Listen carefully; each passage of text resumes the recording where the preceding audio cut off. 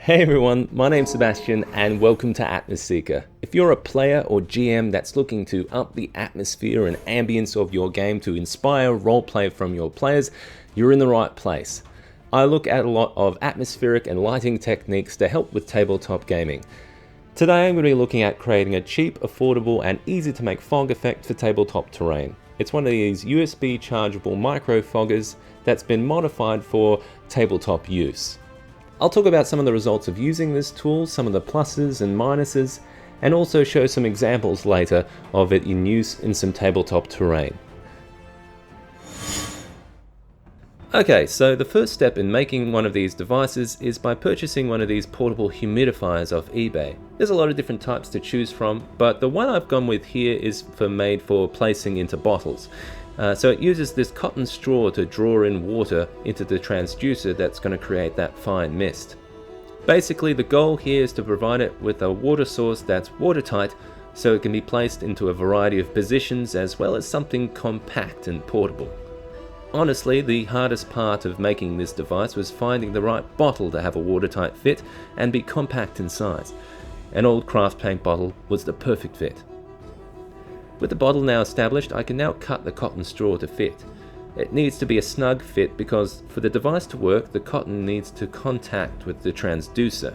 To get the right length, I held the straw in the humidifier, then lined it up with the bottle before cutting.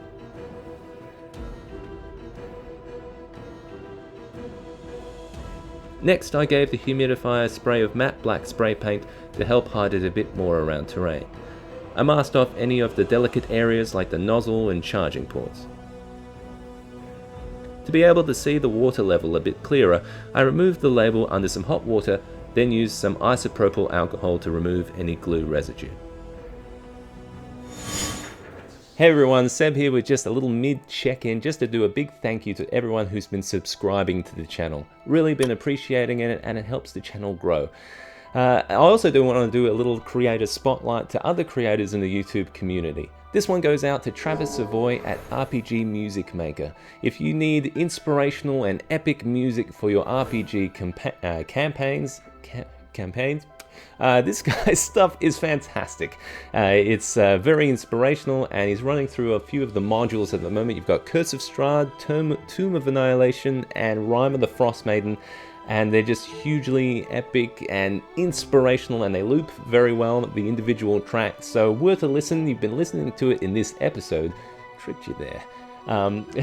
So if you want to, check him out, it's worth a listen. So back to the show. Now that all the parts are ready to go, it's time to fill it with water. You may want to add a fill line to your bottle to avoid water spillage when placing the humidifier. The finished result is a compact, persistent, low fog effect that's simple to make, requires no special fog fluid, and is compact and portable.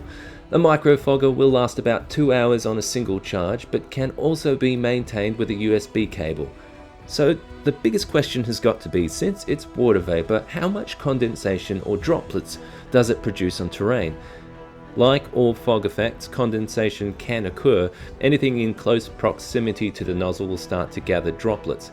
If you're using Dwarven Forge or resin cast terrain, this is a non-issue. However, with more conventional crafted terrain, it helps to use a sturdy matte varnish to help waterproof the terrain a bit more.